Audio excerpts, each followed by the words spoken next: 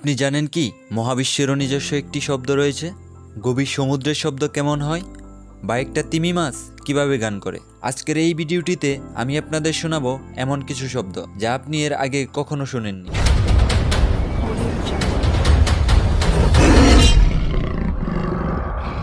তিমির গান। হামবেক তিমি একমাত্র এর দানবীয় আকারের জন্য বিখ্যাত তা নয়। তিমিদের মধ্যে নীল তিমি এবং এরাই একমাত্র প্রজাতি যারা পরস্পরের সাথে যোগাযোগ করতে বা কোনো সংকেত আদান প্রদান করতে শব্দ তৈরি করে। উচ্চলয়ে টেনে টেনে দীর্ঘক্ষণ ধরে চলা এই শব্দকে অনায়াসে তিমির গান বলে চালিয়ে দিতে পারেন আপনি।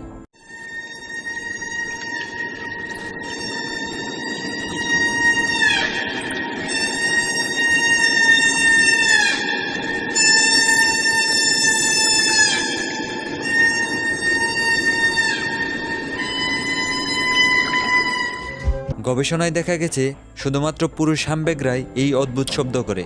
বিজ্ঞানীদের মতে প্রজনন মৌসুমে নারী হামবেককে আকর্ষণ করার জন্য গান গায় এরা। আবার কোনো সঙ্গীর মৃত্যু হলে বা একা থাকলে এরা গায় সম্পূর্ণ ভিন্ন ধরনের গান। আবার অনেক সময় এরা একই গান দল বেঁধে গায়।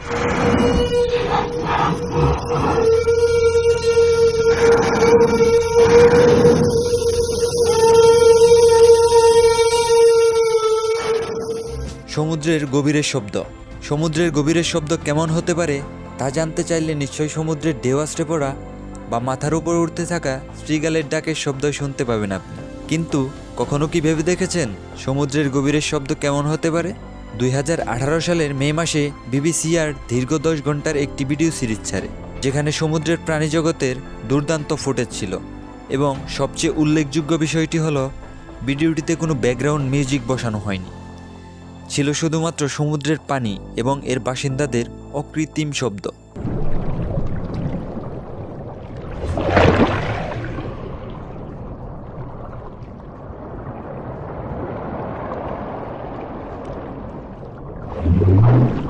টিরেক্সের ডাক। ডাইনোসর পৃথিবীর বুক থেকে নিশ্চিহ্ন হয়ে গেছে আজ থেকে 65 মিলিয়ন বছর আগে। তো বুঝতেই পারছেন কোনো মানুষই ডাইনোসরের ডাক কখনো শুনেনি। কিন্তু বিজ্ঞান প্রতিনিয়ত সামনের দিকে এগুচ্ছে, আর প্রাগৈতিহাসিক এইসব প্রাণীদের ফাসিল আর উন্নত কম্পিউটার সিস্টেমের সাহায্যে ডাইনোসর কিভাবে ডাকতো তার একটা নমুনা তৈরি করতে পেরেছেন। যেমন ডাইনোসররা রেগে গেলে যেমন আওয়াজ করতো তা ছিল এই রকম। It is pretty incredible. I mean, it's a shot in the dark. Yeah. But we are using the evidence that we've got. গবেষকদের মতে হলিউড মুভিতে ডাইনোসরদের যেভাবে ডাকতে শোনা যায় মোটেই সেরকম ছিল না তাদের সত্যিকারের গলার আওয়াজ। তবে টিরেক্স কিভাবে শব্দ করত তার প্রতিরূপ তৈরি করা মোটেই সহজ ছিল না বিজ্ঞানীদের জন্য। বিজ্ঞানীরা গবেষণা চালালেন ডাইনোসরের নিকট আত্মীয় বিভিন্ন পাখি এবং সরীসৃপের গলার আওয়াজ নিয়ে। যেহেতু একটি প্রাপ্তবয়স্ক টিরেক্স 6 থেকে 10 টন ওজনের হতো, এজন্য জন্তুটির গলার আওয়াজও তার শরীর অনুযায়ী কেমন হতে পারে এটা বের করতে চ্যালেঞ্জও ছিল বিজ্ঞানীদের জন্য। আর গবেষণায় জানা যায় টিরেক্স মুখ না খুললেও গড়গড় আওয়াজ করতে পারত, আর এই শব্দ ছিল অপেক্ষাকৃত নিচু ফ্রিকোয়েন্সির। পিঁপড়ার ডাক। আপনি হয়তো কল্পনাও করতে পারছেন না খুদে খুদে পিঁপড়ারা বেশ কয়েক ধরনের শব্দ করতে পারে।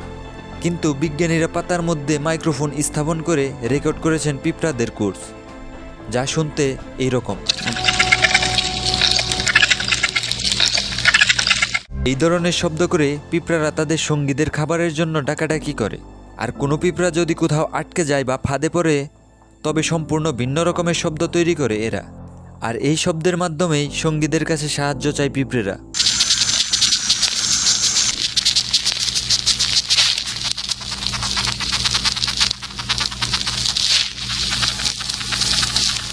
মহাকাশের শব্দ। আপনারা জানেন মহাকাশে বাতাস না থাকার কারণে শব্দ চলাচল করতে পারে না, যে কারণে মহাশূন্য নীরব স্তব্ধ বলেই জানি আমরা। তবে নাসার রেকর্ড করা মহাশূন্যের কিছু শব্দ আপনাকে বিভ্রান্ত করে ফেলতে পারে। বাস্তবতা হচ্ছে মহাশূন্যে বাতাস না থাকায় সত্যিকার অর্থেই তা শব্দহীন, কিন্তু ইলেকট্রোম্যাগনেটিক ওয়েভ মহাশূন্যে চলাচল করতে পারে। যেমন আল্ট্রা লং ওয়েভের রেডিও, যা অন্যান্য রেডিও ওয়েভের মতো অ্যান্টেনা দিয়ে ধরা যায় এবং স্পিকারের মাধ্যমে তা শোনাও সম্ভব। আর এই শব্দটি পৃথিবীর কাছাকাছি একটি মহাশূন্যযান থেকে রেকর্ড করা হয়েছিল।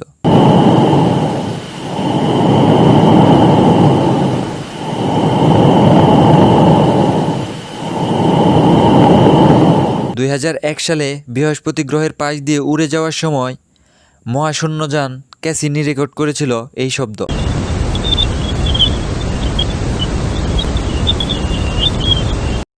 আর বৃহস্পতি গ্রহের বজ্রঝড়ের শব্দ শুনতে এমন।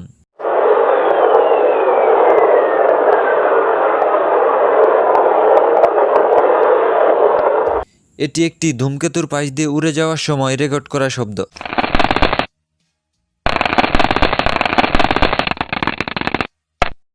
এটি একটি নক্ষত্র থেকে বিচ্ছুরিত শব্দ।